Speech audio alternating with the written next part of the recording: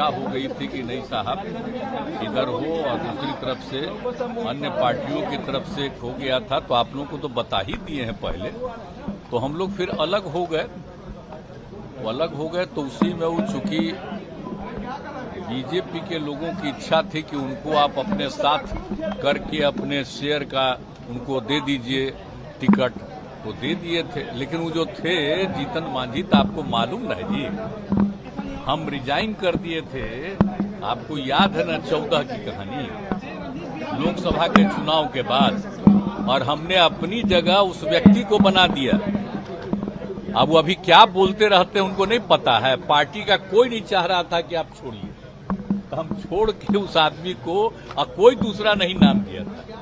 हमने इसलिए सोचा कि हम हटेंगे तो हम एक शेड्यूल कास्ट को बनाएंगे, तो ये हम कर दिए थे।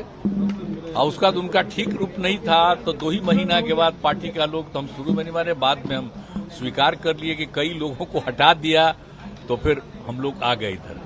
अब बाद में फिर जब ये आए तो कहे कि रहेंगे, तो हमने कहा कि भाई इतना ज्यादा आप लोगों का काम किया, तो अभी मीटिंग होने वाली है हम लोगों की, आप जानते हैं ना, विरोधी दलों की। यहाँ पर वो जब थे तो वो भी चाहते थे कि वो मीटिंगवा में हम रहें।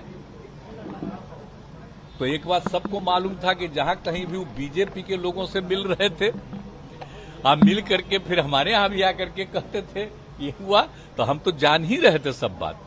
तो हमने एक बार कह दिया, और जब मेरे पास मिलने आए तब भी हमने कह दिया कि या तो आपको इतना ज्यादा हमने बनाया, कोई दूसरा नहीं बनाया, या तो अपनी पार्टी को मर्ज करिए, और नहीं तो अलग होना है तो अलग हो जाइए। तो मर्ज नहीं किए, कहा कि ठीक है तो हम अलग हो जाते हैं, अलग हो गए, ठीक ही हुआ। तो उसी का देखिए जरूरी था। अभी 23 तारीख को मीटिंग है, तो सब पार्टी के लोग अपनी अपनी बात करेंगे। अगर ये लोग अंदर रहते तो जो कुछ भी बोलता वो सब बीजेपी को खबर होती। तो इसीलिए आप समझ लीजिए कि ये पहले ही किया, आप लोग जान लीजिए। तो इसीलिए हमने कह दिया था आप तो मर्ज करिए, नहीं तो अलग होइए, तो हो गए अलग। अब ठीक है हुआ। इसीलिए आप जानते हैं हम तो अपने कोटा के ना बना दिए थे उनको, तब फिर हम तो उसी तरह रत्नेश सदा को बनाए। अब रत्नेश सदा को आप लोग जानते ना जी, कब से हम रत्नेश सदा को हम जान रहे हैं। मीटिंग बुलाया, कहाँ गए, कब से हम जानते हैं।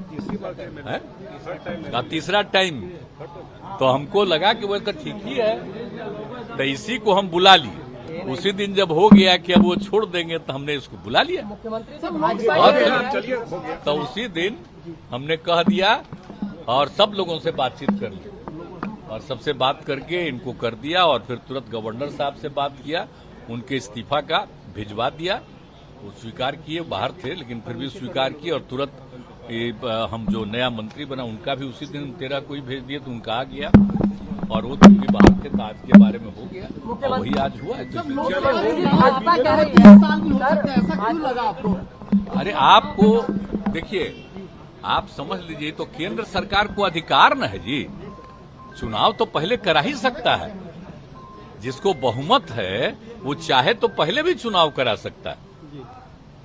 तो हम लोग थे श्रद्धेय अटल जी के साथ, तो उन्हीं का पटिया लोग 3-4 महीना पहले चुनाव करा दिया था। हालांकि अटल जी नहीं चाहते थे, लेकिन फिर भी कर लिया था, हो गया, वो अलग बात है। तो ये तो कभी भी कोई कर सकता है।